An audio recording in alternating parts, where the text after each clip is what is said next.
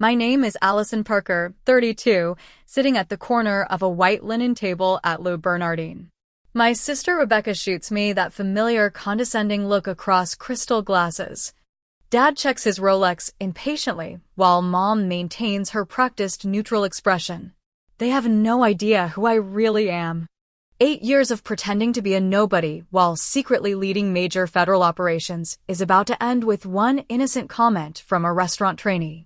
Before I tell you how my entire family's jaws dropped simultaneously, take a second to subscribe and let me know where you're watching from.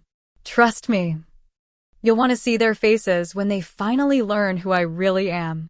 Growing up as the middle child in the Parker family was like living in the permanent shadow of giants.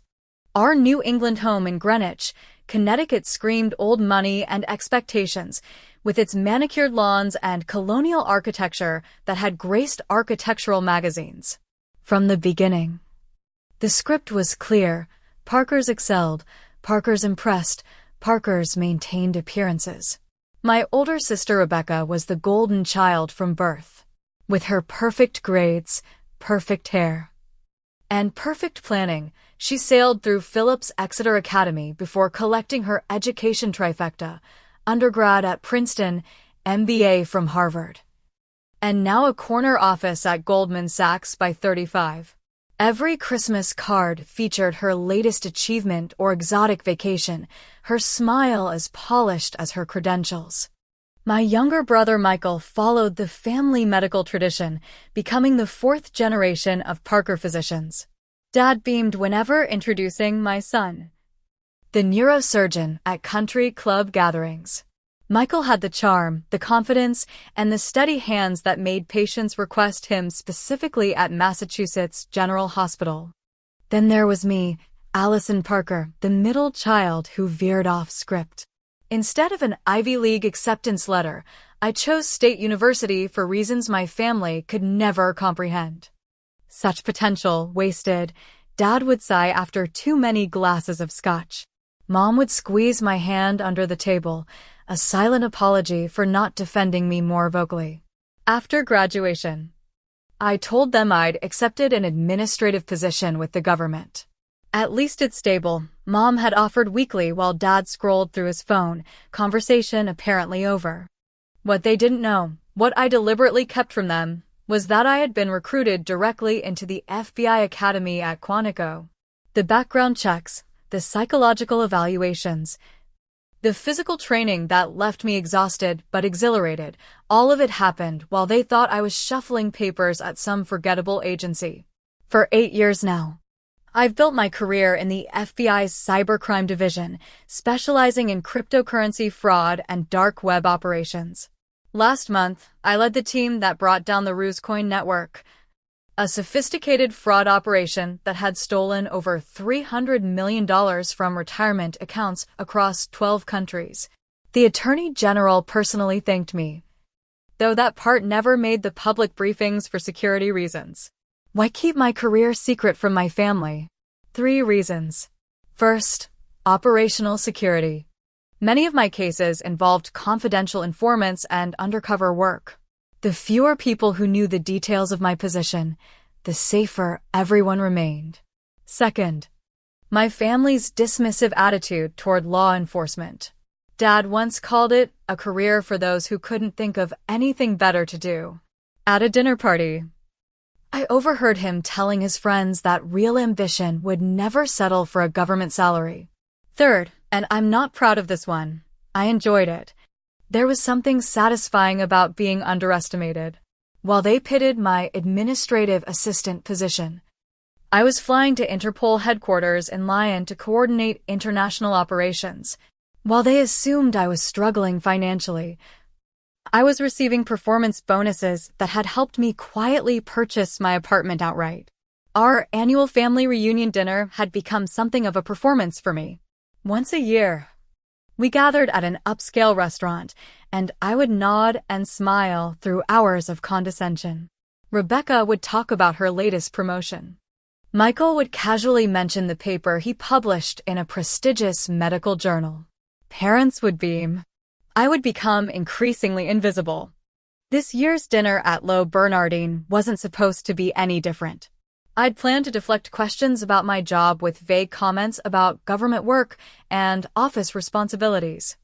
I'd nod appreciatively when Dad inevitably offered to help me find something more suitable. I'd endure Rebecca's not-so-subtle comparisons between my modest apartment and her Tribeca penthouse. What I hadn't planned on was running into Jake Miller, a key witness I had prepared for testimony in the Ruse coin case. I certainly hadn't expected him to be working as a trainee at the exact restaurant where my family was determined to remind me of my inadequacies. Sometimes the universe has a wicked sense of humor. Lo Bernardine sparkled like a treasure chest that spring evening. Crystal chandeliers cast a warm glow over white tablecloths and polished silverware, while suited staff glided between tables with practiced precision. The restaurant had 3 Michelin stars, a waitlist stretching months, and prices that made tourists gasp, exactly the type of place my family considered appropriate for our annual reunion. I arrived 15 minutes early. My FBI habit of punctuality impossible to break. The maitre d' greeted me with a practiced smile. "Reservation for Parker, 7:30, I said. Smoothing down my simple black dress, understated but quality, like most things in my wardrobe. "Of course, Miss Parker. The rest of your party has not arrived. Would you prefer to wait at the bar?" I nodded, grateful for a moment to compose myself before the annual performance began. The bartender mixed me a perfect Manhattan while I mentally rehearsed my responses to inevitable questions about my career, apartment, relationship status, and future plans. 20 minutes later. They arrived en masse. A Parker family entrance was never subtle. Dad led the charge in his tailored Brooks Brothers suit, Mom elegant in Carolina Herrera. Rebecca somehow looking fresh off a magazine cover despite coming straight from work, Michael in what I recognized as custom Italian suiting, and trailing behind them, Aunt Judith and Uncle William. Plus Cousin Thomas and his new wife Elise. The maitre d' escorted us to our table, the best in the house, naturally. Dad had made sure of that with a phone call to his good friend, the owner. I wasn't surprised to find myself seated at the far end, beside Aunt Judith, positioned almost like an afterthought. "Allison, darling, you look healthy," Aunt Judith said, her tone suggesting this wasn't entirely a compliment. "Have you done something different with your hair?"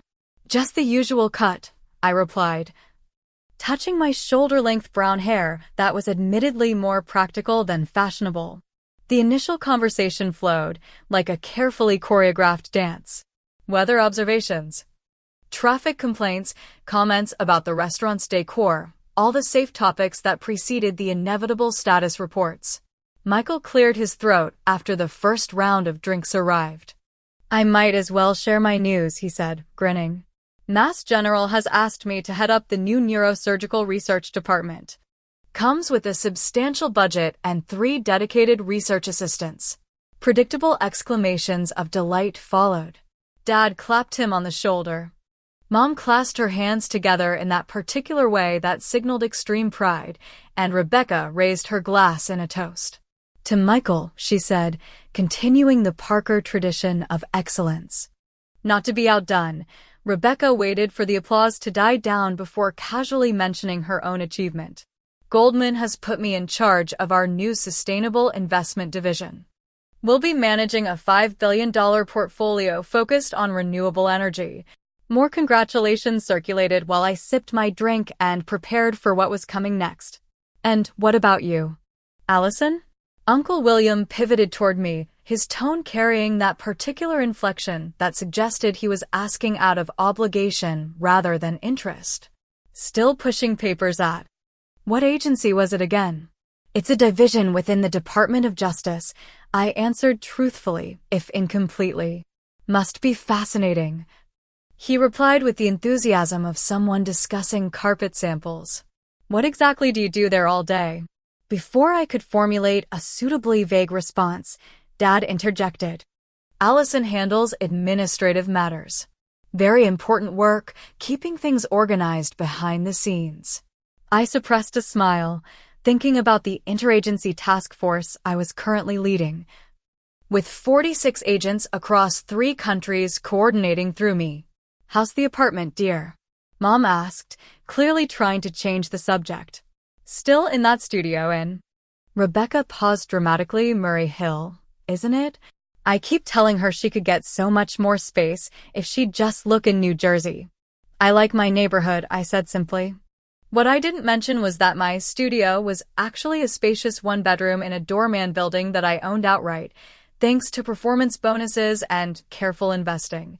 "You know, my firm is always looking for bright people in our administrative department," Rebecca added. "The starting salary would probably be twice what you're making now." Aunt Judith patted my hand sympathetically. "Not everyone needs a high-powered career to be happy, dear. There's nothing wrong with simplicity." The first course arrived, momentarily pausing the subtle dissection of my life choices. As I savored the exquisite tuna carpaccio, I noticed a young man in a trainee's uniform watching our table with curious interest. Something about him seemed familiar, but I couldn't immediately place him in the dim restaurant lighting. "Allison, are you seeing anyone these days?" Mom asked when conversation inevitably turned back to me. "Not currently," I answered. My last relationship had ended 6 months ago when my partner couldn't handle the unpredictable hours and confidential nature of my work. Dating as an FBI agent wasn't impossible, but it required a level of understanding and flexibility that was surprisingly rare. "Well, Michael's friend James is newly divorced," Mom suggested hopefully. "He's a cardiothoracic surgeon with the most lovely summer home in the Hamptons." Cousin Thomas chimed in with his contribution to my apparent rehabilitation project. "Have you thought about going back to school? An MBA might open some doors for you." I smiled politely while calculating in my head how many years it had been since I'd led the cybersecurity briefing at his investment firm, a fact he was completely unaware of since I'd used my professional credentials rather than my family connection to secure the speaking engagement. The conversation mercifully shifted to other topics as the main courses arrived. I gradually relaxed, allowing myself to enjoy the perfectly prepared sea base while the spotlight moved away from my perceived shortcomings. Then I noticed the trainee again, this time staring directly at me with widening eyes of recognition. In that moment, memory clicked into place. Jake Miller, the 22-year-old tech prodigy who had helped us trace the cryptocurrency transactions in the Ruse coin case. I had spent hours preparing him for his testimony, which had ultimately helped secure convictions against 3 of the organization's leaders. As Jake began moving toward our table with purpose in his step, I felt my carefully constructed worlds beginning to collide. The sommelier had just finished describing the wine selection when Rebecca leaned forward, examining the menu with a little smirk playing at the corner of her lips. "The Dover sole looks divine," she said, then glanced at me with faux concern. "It's $120. Though, can you even afford this place, Allison?" I kept my expression neutral despite the familiar twist of irritation. "I'll manage." Dad cleared his throat. "No need for that, princess. I'll cover Allison's portion, of course." He said it with such casual condescension, as though covering a 30-something professional's dinner was the most natural thing in the world. Mom's eyes flickered with discomfort, but she remained silent, rearranging her silverware slightly. Her passive acceptance of these dynamics had long ago stopped surprising me. "Very generous." Uncle Richard, Cousin Thomas chimed in with a chuckle. "Government salaries being what they are. What is it they pay you these days, Allison?" "Enough for ramen and Netflix." I smiled tightly. "The compensation is adequate." "Adequate," Rebecca repeated, swirling her wine. "That sounds positively thrilling." "Meanwhile, I just got a summer bonus that's probably more than your annual salary." I took a slow sip of water, noticing the trainee Jake hovering nearby, clearly trying to catch my eye. I subtly shook my head, hoping he'd understand my signal to stay away. The last thing I needed was for him to approach and potentially compromise operational security. "Uncle William." Never one to miss an opportunity for political commentary, launched into his familiar tirade. Government employees living off the taxpayer dollar while accomplishing nothing. No offense, Allison. But the bureaucratic bloat is what's destroying this country. Some government functions are essential, I replied mildly, thinking of the child trafficking ring my department had dismantled last year, reuniting 18 children with their families. Like what? Uncle William scoffed, shuffling papers from one desk to another. Michael, surprisingly, came to my partial defense. Come on, Uncle Will. Not all government work is useless. Law enforcement, for instance. Speaking of enforcement, Rebecca interrupted, I saw your car when you pulled up, Allison. That Honda is at least 10 years old. Don't tell me you're still driving that thing? The Honda was my personal vehicle. My bureau-issued Dodge Charger was safely parked in the FBI garage downtown. It gets me where I need to go, I replied. I could help you finance something more appropriate, Dad offered, his tone suggesting my car was personally embarrassing him. A woman your age should project success. I resisted, pointing out that my vehicle choice was partially about maintaining a low profile, a professional necessity, rather than a financial limitation. How's the dating scene in government work? Aunt Judith pivoted with her usual lack of subtlety. Any promising candidates, or are all the men there just as? She paused. Searching for a diplomatic term, unambitious. I thought briefly of Agent Carson, who had recently taken a bullet while protecting a witness in one of my cases. Unambitious wasn't exactly the word I'd use to describe my colleagues. No one's special at the moment, I answered. That's the problem with waiting too long, Aunt Judith continued. All the good ones get taken. You know, at your age, I was already married with a child on the way. Mom jumped in, clearly trying to rescue me. Allison has plenty of time. Women have careers first these days. Career might be a strong word, Rebecca muttered, just loud enough to be heard. I felt my jaw tighten but maintained my composure. 8 years of undercover work had given me an excellent poker face. Looking around the table, I suddenly noticed Jake again. This time conferring with an older staff member and gesturing subtly in my direction. With a jolt, I recognized the older man as Marco Vitelli, Lou Bernardine's security director. 3 months ago, I had briefed the restaurant's security team about potential threats after we'd uncovered a terrorist plot targeting high-profile Manhattan restaurants. Marco had been especially attentive during my presentation. My attention snapped back to the table when Dad asked, "Have you at least started contributing to a retirement account? At your salary level, you need to begin as early as possible." Before I could answer, Rebecca jumped in. I doubt there's much left to contribute after rent in this city. Which reminds me, Allison. I know several excellent headhunters who could help you find something more substantial. The position of my executive assistant just opened up. The suggestion that I might work for my sister while managing a department of 32 agents with an annual budget of $12 million almost made me laugh out loud. I appreciate the thought, I said carefully, but I'm content where I am. Content, Dad repeated with a slight grimace, as though the word tasted bad. Parkers aren't raised to be content, Allison. We're raised to excel. I noticed Jake approaching our table with determination now, a coffee carafe in hand, despite the fact that none of us had ordered coffee yet.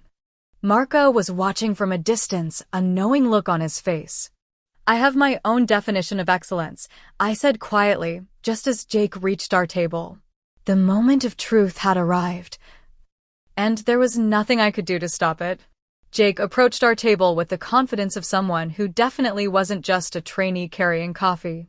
His eyes locked with mine, lighting up with unmistakable recognition. "Agent Parker," he exclaimed, much too loudly for my comfort. "Welcome back to Le Bernardine. Your usual coffee? Black with 1 sugar, right?" Time seemed to slow down as I watched the transformation sweep across my family's faces.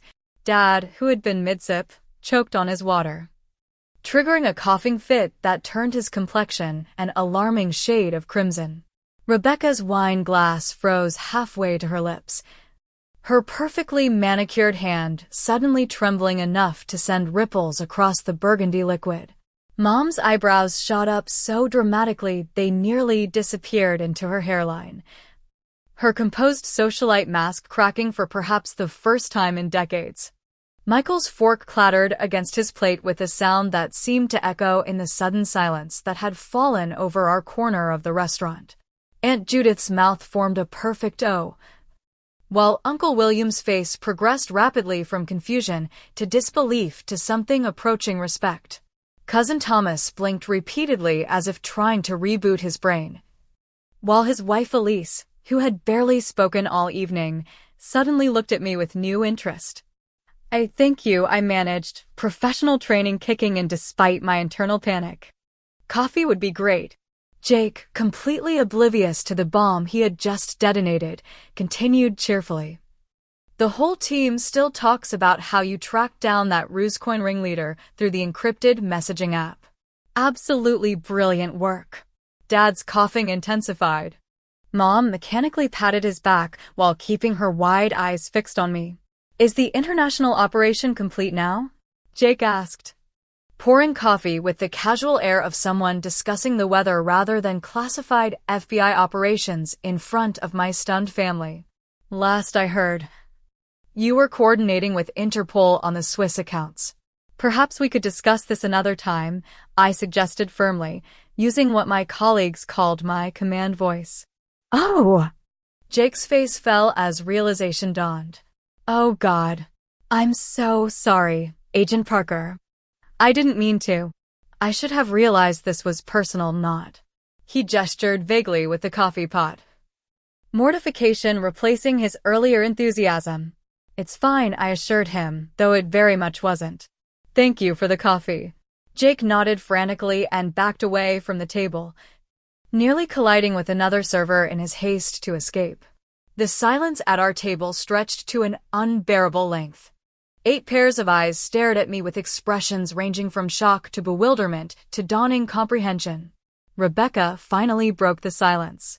Agent Parker? Her voice had climbed nearly an octave. FBI, I confirmed, seeing no point in denying it now. Cybercrime Division, Special Agent, 8 years. Dad, having finally regained his ability to breathe, sputtered, but you said. I said I worked in a division of the Department of Justice, I replied calmly. Which is true. But we thought. I know what you thought, I said. I never corrected you. Uncle William leaned forward, suddenly animated. You're an actual federal agent? With a gun and everything? I nodded. And a badge. Yes. Cyber crime. Michael repeated slowly, as if testing out a foreign phrase. Like computer hackers? Among other things. My department specializes in cryptocurrency fraud, dark web operations, and related financial crimes. Rebecca's face had transitioned from shock to suspicion. This is some kind of joke, right? You put that waiter up to this. His name is Jake Miller. He was a key witness in a case I wrapped up last month. $300 million in retirement funds stolen through a sophisticated cryptocurrency scheme. Jake helped us trace the transactions. Mom found her voice at last. But all these years, why didn't you tell us? Before I could answer, Marco Vitelli approached our table. Unlike Jake, Marco carried himself with the confidence of someone accustomed to high-pressure situations. Unsurprising, given his background as former Italian Special Forces before moving into private security. Agent Parker, he greeted me with a respectful nod. I apologize for the trainee's indiscretion. Jake is still learning proper protocol. It's fine, Marco, I assured him. How's the new security system working out? Excellent, thanks to your team's recommendations. The facial recognition integration has already flagged 2 persons of interest. Dad was staring at Marco, then at me, then back at Marco, his expression suggesting he was witnessing pigs fly. Would you prefer a more private table? Marco offered, glancing meaningfully at my family. We have a security section in the back. That won't be necessary, but thank you. Marco nodded. Of course. Your meal tonight is complimentary. Agent Parker. It's the least we can do after your team's assistance with our security protocols. That's not necessary, I began. I insist, Marco said firmly. Chef Eric specifically asked me to convey his gratitude. You prevented what could have been a terrible incident. With another respectful nod, he withdrew, leaving me to face my family's collective amazement. What exactly did you prevent? Michael asked, leaning forward with genuine interest. Before I could formulate an appropriately vague response, my phone buzzed with a specific pattern, the emergency signal from my team. I glanced at the screen and saw the alert code that indicated an imminent operation. Excuse me, I said, standing up. I need to take this. I stepped away from the table but remained within view, aware that 8 pairs of eyes were watching my every move. Parker, I answered, keeping my voice low but knowing my family was straining to hear. We have movement on the Vanguard server, Agent Rodriguez reported. The data transfer has begun. Do we intercept now or wait for the secondary authentication? Secure the primary access first, then hold for my signal on the secondary, I instructed. I'll be online in 20 minutes. Havchin standing by for the decryption sequence. Copy that. 15 devices currently accessing the drop site. Document everything. Full protocol. I ended the call and returned to the table, where my family sat in various states of astonishment. The dynamic had shifted so dramatically I could almost feel the change in atmospheric pressure. I apologize, I said, taking my seat. Work matter. Was that? Rebecca began, then stopped, apparently unable to formulate her question. An active FBI operation? Yes. I took a sip of the coffee Jake had brought. Perfect, as he'd said, black with 1 sugar. This entire time, Dad said slowly, when we thought you were some kind of clerk. You were an FBI agent, Mom finished, wonder and confusion mingling in her voice. I looked around at their faces, the family who had dismissed me, underestimated me, pitted me, and felt a complex mix of emotions, vindication, certainly, but also a strange sort of grief for all the authentic connections we might have had if they'd ever bothered to see me clearly. Yes, I said simply. I am. I don't believe it, Rebecca said, her voice hovering between accusation and astonishment. Show us your badge. I hesitated, then reached into my purse and discreetly removed my credentials, keeping them below table level to avoid drawing attention from other diners. I passed them to Rebecca, whose perfectly manicured fingers trembled slightly as she examined the gold shield and ID card. FBI Special Agent Allison Parker, she read aloud, as if the words might make more sense when spoken. Cybercrime Division. Dad practically snatched the credentials from her hand. Let me see that. He scrutinized every detail, from the holographic security features to the authorization codes, turning it over repeatedly as if expecting to find fake stamped on the back. This looks real, he finally admitted, reluctantly passing it to Michael. It is real, I confirmed, accepting my badge back after it had made its way around the table. I was recruited directly from college. That's why I chose State University. Actually, they have one of the best computer forensics programs in the country and several FBI liaisons on faculty. But you never said anything, Mom said, hurt evident in her voice. All these years. There were reasons for that, I replied carefully. Operational security is one.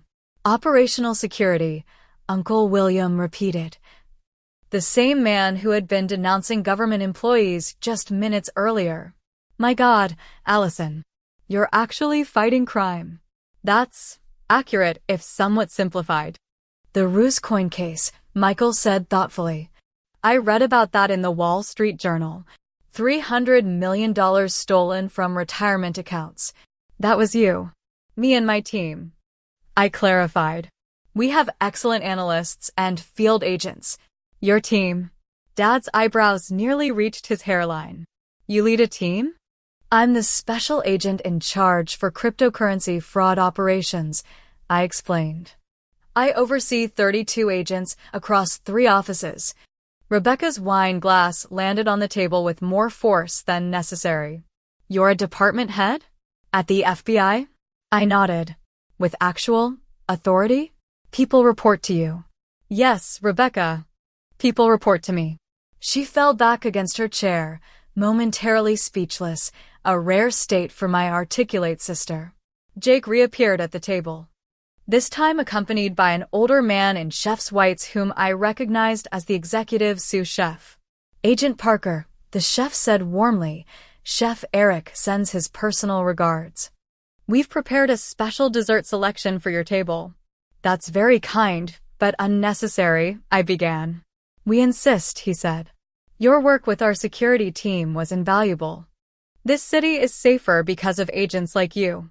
I thanked him graciously, acutely aware of my family's stunned expressions as the chef and Jake retreated. What exactly did you do for this restaurant? Aunt Judith asked, leaning forward with newfound interest. 3 months ago, we uncovered a potential threat targeting high-profile Manhattan restaurants. I briefed their security team on recognition protocols and enhanced measures. A terrorist threat? Uncle William pressed. I can't discuss specifics, I said apologetically. Of course not, he nodded with unexpected understanding. National security. The phrase hung in the air, transforming the atmosphere. My family was looking at me as if seeing me for the first time, which, in many ways, they were. So, when you said you had to work late, Mom began. I might have been conducting surveillance, coordinating with international agencies, or preparing court briefings, I finished. Not filing paperwork. And your apartment? Rebecca asked. Is that some kind of cover? I smiled slightly. No, that's actually my apartment. I own it outright. FBI salaries aren't as low as you might think, especially with field certification bonuses and language proficiency supplements. Languages. Dad's head snapped up. What languages do you speak? Russian, Mandarin, and enough Arabic to get by, I answered. International cybercrime doesn't confine itself to English speakers. Michael was shaking his head in amazement. I can't believe we never knew. 8 years, Allison. To be fair, I never explicitly lied, I pointed out. I just allowed you to make assumptions. But why? Mom asked, genuine hurt in her eyes. Didn't you trust us? My phone buzzed again before I could answer. A quick glance showed another alert from my team. I'm sorry, I need to take this, I said, standing again.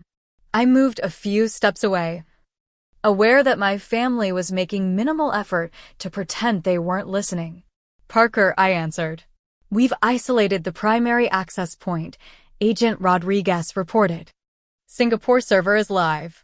Secondary authentication expected in 7 minutes. Prepare for simultaneous execution on my command. I want total containment, full documentation protocol. Understood. How soon can you be online? I glanced back at the table, at the unfinished meals and the conversation we'd barely begun. 20 minutes. Have Davidson prepare the intercept packages. I ended the call and returned to the table once more. You really are.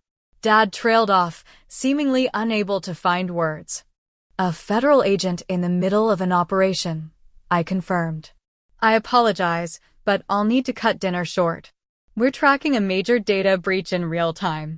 Of course, Uncle William said immediately with newfound respect. National security comes first. Is it dangerous? Mom asked, concern replacing her earlier confusion. This particular operation is digital, not physical, I assured her. Though that's not always the case. Have you ever? Michael hesitated, been in danger? I thought about the Zagreb operation last year, where our team had extracted a whistleblower under gunfire. The scar on my left shoulder twinged slightly at the memory. The job has its moments, I said diplomatically. All this time, Rebecca said, more to herself than to me, we thought you were just a nobody. The word hung in the air between us. Years of dismissive comments and condescending assumptions distilled into a single syllable. "I know what you thought," I said quietly. That was occasionally useful, professionally speaking. Underestimation can be a tactical advantage. The dessert selection arrived, an elaborate array of the restaurant's finest offerings. I regretfully explained that I needed to leave. "But we have so many questions," Mom protested. "Another time," I promised, gathering my things. "I'll call tomorrow." As I stood to leave, Dad rose as well. Something he had rarely done for me before. "Allison," he said, his voice gruff with some emotion I couldn't quite identify. We. "It's okay, Dad," I said, surprising myself with how much I meant it. "We'll talk soon." As I walked out of Lou Bernardine, nodding farewell to Marco at the door, I felt lighter somehow, as if the weight of their misconceptions had been physically pressing on me all these years. My bureau-issued phone buzzed again. The operation was waiting. Agent Parker was needed. Behind me, I left a table of wide-eyed relatives, finally seeing me clearly for the first time. The following Saturday, I found myself back at my parents' Connecticut home for an impromptu family discussion. The formal invitation, delivered via my mother's elegant stationery rather than her usual text messages, suggested the gravity with which they were treating our new reality. I parked my Honda in the circular driveway, wedging it between Rebecca's Mercedes and Michael's Tesla. The contrast wasn't lost on me, though it suddenly seemed less important than it once had. Mom answered the door before I could ring the bell, enveloping me in a hug that felt different from her usual reserved embraces. "Allison," she said, holding me at arm's length to examine me as if searching for previously unnoticed signs of my actual career. "Come in, everyone's waiting." The family was assembled in the living room like a board meeting about to commence. Dad occupied his usual leather armchair, Rebecca and Michael shared the sofa, and 2 additional chairs had been positioned to complete the circle. The setup felt oddly formal, almost like an intervention, which, in a way, I supposed it was. "Allison," Dad said, standing as I entered. This new habit of rising when I entered a room was still jarring. "Thank you for coming." I took one of the empty chairs, setting my purse beside me. "Of course." An awkward silence descended. They were all staring at me with expressions ranging from curiosity to confusion to, in Rebecca's case, something approaching defensiveness. "Well," Dad finally said, clearing his throat. "I think we all have questions." "That's understandable," I replied evenly. 8 years, Allison," Mom said, her voice carrying a hint of accusation beneath the hurt. 8 years of believing you were struggling in some entry-level position. Why wouldn't you tell us the truth?" I considered my answer carefully. Initially, it was about operational security. New agents are encouraged to be discreet about their positions. "For 8 years. Rebecca challenged. "No," I admitted. "After the first year or 2, it became something else." "What?" Michael asked. I took a deep breath. "It became easier to let you believe what you wanted to believe than to correct misconceptions that seemed deeply entrenched." Dad's brow furrowed. "What misconceptions?" "That I was underachieving. That I had settled for less. That I needed guidance, intervention, or rescue." Rebecca shifted uncomfortably. "We were trying to help." "Were you?" I asked, meeting her gaze directly. "Or were you reaffirming a family narrative where I was the disappointment? The one who couldn't quite measure up to Parker's standards?" The silence that followed confirmed I had struck a nerve. "Do you remember my college graduation, Dad?" I continued. "You spent the entire ceremony on your phone, then asked if this state school thing had been worth it. You never once asked why I chose that program specifically." Dad had the grace to look embarrassed. "I didn't realize." "And Rebecca," I turned to my sister. "Last Christmas, you offered to connect me with your company's HR department for an entry-level position, saying, and I quote, 'even you could handle it.'" Rebecca flushed. "I was trying to help you advance." No, you were confirming your own superiority, I countered. The dynamic was comfortable for everyone. Golden child, brilliant son, and struggling middle daughter who needed pity and occasional rescue attempts. That's not fair, Michael protested weakly. Isn't it? When was the last time any of you asked about my work with genuine interest? Not with condescension or pity, but with actual curiosity about what I might be contributing to the world? They exchanged uncomfortable glances, unable to recall such an instance. Meanwhile, I continued, I was building a career I'm proud of. I've received the FBI Director's Award for Excellence in Investigation. I've helped recover over $800 million in stolen funds. I've worked with international agencies to bring down criminal enterprises across 4 continents. I've testified before Senate committees and trained other agencies in cybercrime detection. Mom's eyes had widened progressively throughout my recitation. Allison, we had no idea. You never asked, I said simply. You assumed. Dad leaned forward, his expression more serious than I'd seen in years. What's your actual salary, if you don't mind my asking? Of course, that would be his first detailed question. Base salary for my position grade is $138,000, plus locality adjustment for New York, language proficiency bonuses, and performance incentives. Rebecca nearly choked. You make more than some of our junior executives. I'm not a junior anything, Rebecca. I run a specialized division with significant responsibilities. Why the Honda then? Dad asked, still fixated on appearances. And that apartment in Murray Hill? The Honda is practical, unobtrusive, and paid for. My apartment is actually in Gramercy Park, not Murray Hill. And I own it outright. I choose not to broadcast my financial situation or professional status. In my line of work, maintaining a low profile can be advantageous.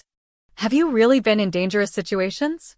Mom asked, returning to Michael's unanswered question from the restaurant. I hesitated, then decided they deserved some truth. I unbuttoned the top of my blouse just enough to reveal the edge of the scar on my left shoulder. Zagreb, last year. Extraction operation went sideways. Bullet missed the artery by less than an inch. Mom's hand flew to her mouth. Dad went pale. I was in the hospital when you called to remind me about bringing wine to Thanksgiving dinner. I said to Mom, I took the call between doses of morphine and told you I had a cold. Oh my God, she whispered. This is who I am, I said, rebut toning my blouse. I'm good at my job. I'm respected in my field. I make a difference. And none of you ever bothered to see it because it didn't fit your narrative. The silence that followed was heavy with revelation and regret. Finally, Dad spoke, his voice uncharacteristically subdued. I always knew you had potential, Allison. The statement, so perfectly capturing his inability to acknowledge his misconceptions, nearly made me laugh despite the tension. No, Dad, you didn't. You decided I was underachieving and never questioned that assessment. You never looked beyond your own expectations to see what I was actually accomplishing. That's not entirely fair. He protested weakly. Isn't it? When have you ever been proud of me, specifically? Not as a generic Parker, but as Allison. His struggle to produce an example was answer enough. Rebecca, surprisingly, was the first to show genuine contrition. I've been awful to you, she said quietly. Condescending, dismissive. Yes, I agreed, not unkindly. You have been. I think. Michael interjected, we've all been operating on assumptions that were clearly incorrect. The question is, I said, looking around at them, where do we go from here? Dad straightened in his chair. We start over. Clean slate. I don't want a clean slate, I corrected him. I want acknowledgement of the past and a commitment to something different moving forward. I want authentic relationships based on who we actually are, not who you think I should be. That seems reasonable, Mom said, reaching for my hand. More than reasonable, given how we've treated you. I have one question, Rebecca said. Her expression uncharacteristically vulnerable. Were you ever going to tell us? If that waiter hadn't recognized you, Would we ever have known the truth? It was a fair question, and one I had asked myself repeatedly since the dinner. I don't know, I answered honestly. I'd like to think eventually I would have. But the longer a deception continues, the harder it becomes to correct. Even a deception by omission, Michael noted. Yes, I acknowledged. I'm not claiming moral high ground here. I allowed misperceptions to persist because they were occasionally useful and because confronting them seemed exhausting. And now? Dad asked. Now we have an opportunity to start again with clear eyes, I said. I'm still the same person I was before. You just have more accurate information about what that means. The conversation continued for hours, unpacking years of misunderstandings and establishing tentative new boundaries. There were difficult moments, old patterns that threatened to reassert themselves, but also glimpses of something healthier emerging from the rubble of our former dynamic. As the afternoon waned, Rebecca asked if she could speak with me privately. We walked out to the garden, sitting on the stone bench beside Mom's prize roses. I need to tell you something, she said once we were alone. Something I've never told anyone in the family. I waited, curious. I'm miserable at Goldman, she confessed, the words rushing out as if she'd been holding them back for years. The pressure is crushing. The politics are toxic. I cry in the bathroom at least twice a week. The admission stunned me. But you always seem so triumphant about it. Because that's what's expected, she said bitterly. Parker excellence, remember? I can't let anyone see I'm drowning. Rebecca, when that waiter called you Agent Parker, do you know what I felt after the shock wore off? Jealousy. She laughed humorlessly. Not because of the title or the danger or whatever, but because you built a life that actually means something. You help people. You make a difference. Meanwhile, I help billionaires become slightly richer billionaires and call it success. I was seeing my sister clearly, perhaps for the first time in our adult lives, not as the golden child, but as someone trapped in a cage partially of her own making. It's not too late to make changes, I suggested gently. Isn't it? I've spent 15 years climbing this particular ladder. What else would I even do? That's a question worth exploring, I said. And for what it's worth, you'd make a terrifying prosecutor if you ever wanted to put that Harvard law degree to different use. She smiled faintly. You think? I know ruthlessness when I see it, I replied, returning her smile. It can be an asset in the right context. As we walked back toward the house, I felt the first genuine connection with my sister that I could remember in years, perhaps ever. It wasn't forgiveness exactly, but it was a beginning. The family dynamic had been fundamentally altered. The carefully constructed hierarchy had crumbled. What would rise in its place remained to be seen, but for the first time, I felt hopeful that it might be something authentic. 3 months after the revelation at Lou Bernardine, I found myself hosting Sunday dinner at my Gramercy Park apartment, something that would have been unimaginable before. My family's perception of me had shifted so dramatically that even my living space was viewed through a new lens. The same apartment they had previously dismissed as a starter studio was now appreciated for its pre-war details, doorman security, and proximity to the private park for which I had a coveted key.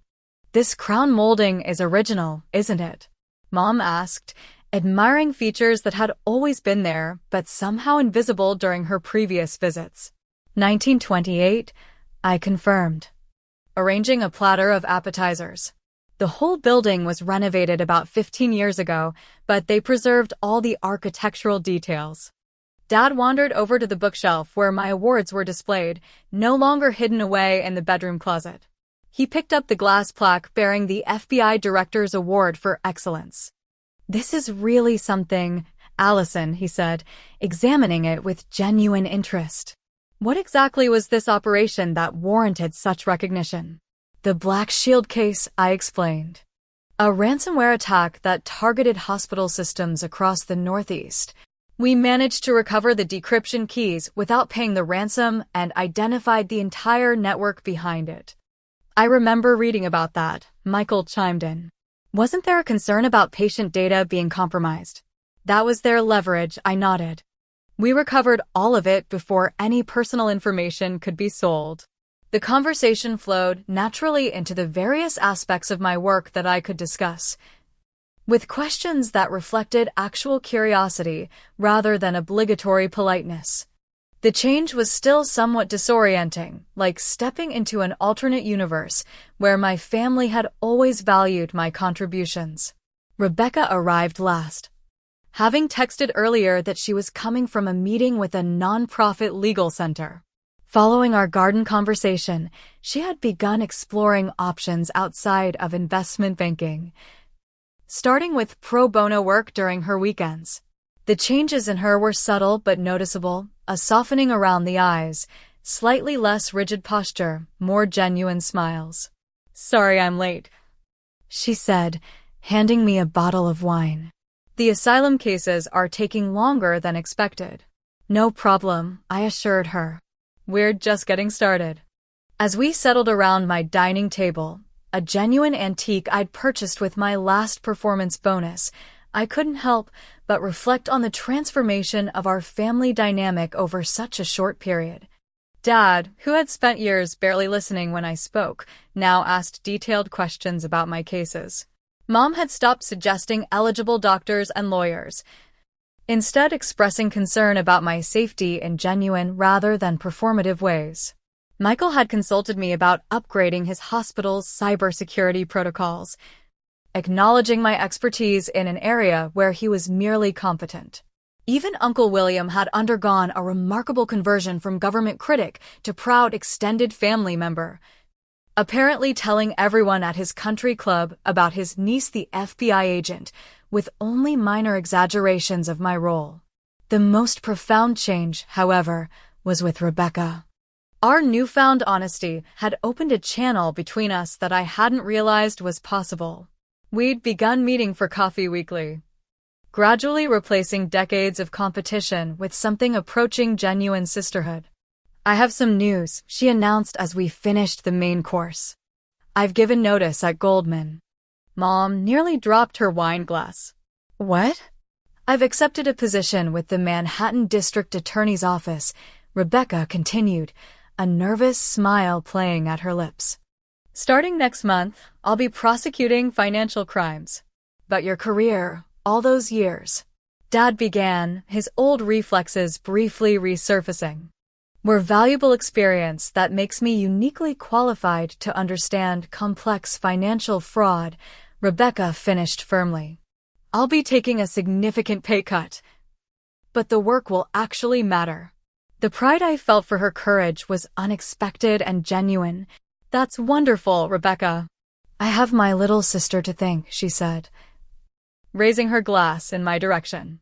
"Seeing you actually make a difference, it forced me to reconsider what success really means." The conversation continued late into the evening, touching on everything from Michael's research to Mom's recently revived interest in landscape photography, a passion she had abandoned decades ago in favor of more society-appropriate pursuits. As they prepared to leave, Dad pulled me aside, his expression uncharacteristically humble. "I need to say something that's long overdue," he began awkwardly. "I was wrong about you, Allison. Not just about your career, but about who you are. I miss seeing your strength, your integrity, your intelligence, not because they weren't there, but because I wasn't looking properly." The acknowledgement, so long desired but never expected, caught me off guard. "Thank you, Dad. That means a lot." "I'm proud of you," he said simply. "Not because you turned out to be more successful than we thought in conventional terms, but because you had the courage to define success on your own terms, even when we made that unnecessarily difficult." After they left, I stood in my quiet apartment, reflecting on the journey that had brought us here. The revelation at Lou Bernardine had been dramatic, certainly, but the real transformation had come in the difficult conversations that followed, the willingness to acknowledge past hurts, to question entrenched patterns, to see each other with clearer eyes.